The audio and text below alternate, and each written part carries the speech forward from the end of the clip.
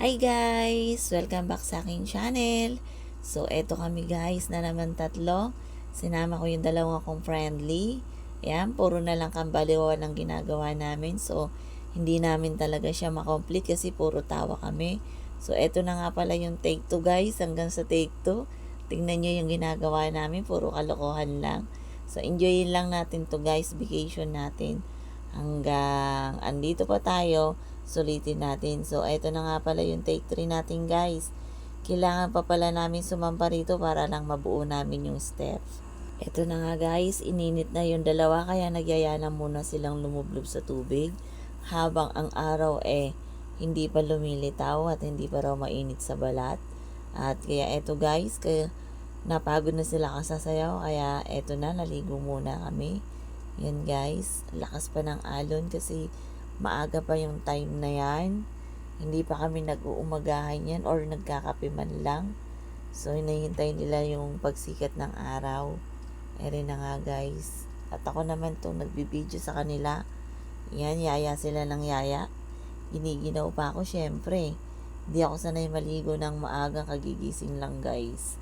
Depende na lang pag malilate na sa trabaho. So, ayan. Enjoy naman yung dalawang kasama. Super nag-enjoy sila. Nakasama din kaming dalawa ni Sablay. So, ayan guys. Ang dami nang naliligo dyan. Sobrang lamig. Ayan guys. At nakaramdam na ng init yung dalawa kong kasama. Kaya nagyaya na silang umahon para mag-umagahan. So, tirik na yung araw. Anong oras pa lang nung time na yan guys? Alas 8 pa lang yan, ganyan na yung araw. Kaya, minabuti muna naming umahon at masusunog daw yung beauty ng dalawa. Yan, ganyan sila ka-arty guys.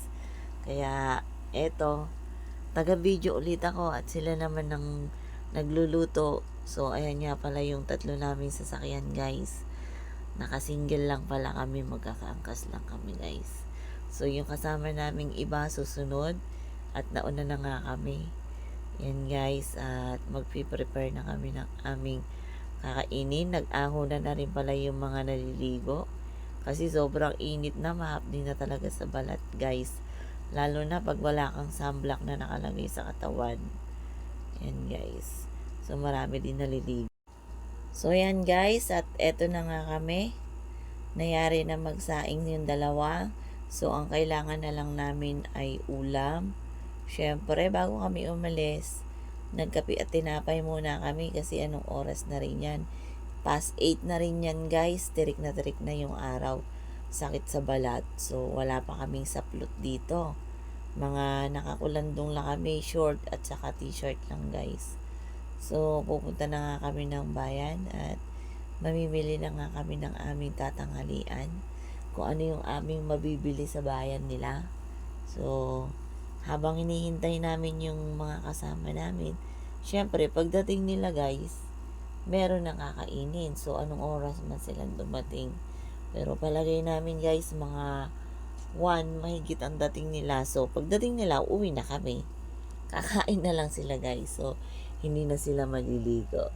Kasi may pasok pa kinabukasan. Yan guys. So, diretso lang ang aming biyahe. So, madadaanan namin dito yung tulay. So, malapit nga lang pala dito guys yung palengke. Hindi naman din siya kalayuan sa mismong area namin. Saka guys, ayan, medyo konti pa lang yung papalabas kasi yung iba papunta pa lang. Pero pagdating sa bayan guys, di natin sure kung marami na siya or traffic, ganyan. Kasi yung iba talaga, halos doon bumibili ng kanilang uulamin.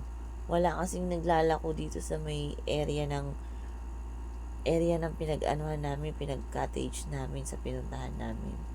O ayan guys, medyo madami-dami na, nakakaramdam na tayo ng konting traffic. Ayan guys. Ayan.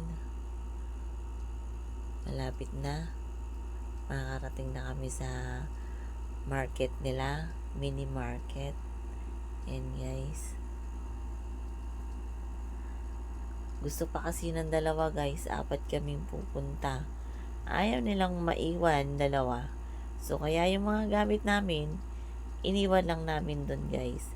At cottage lang pala yung inupahan namin kasi wala lang kaming room na maupahan. Kaya, puro cottage lang. Kaya, buti na lang, may dala kaming tent. At doon kami natulog. Masarap pa nga guys matulog sa mga ganun eh. Nakatabi ka sa dagat.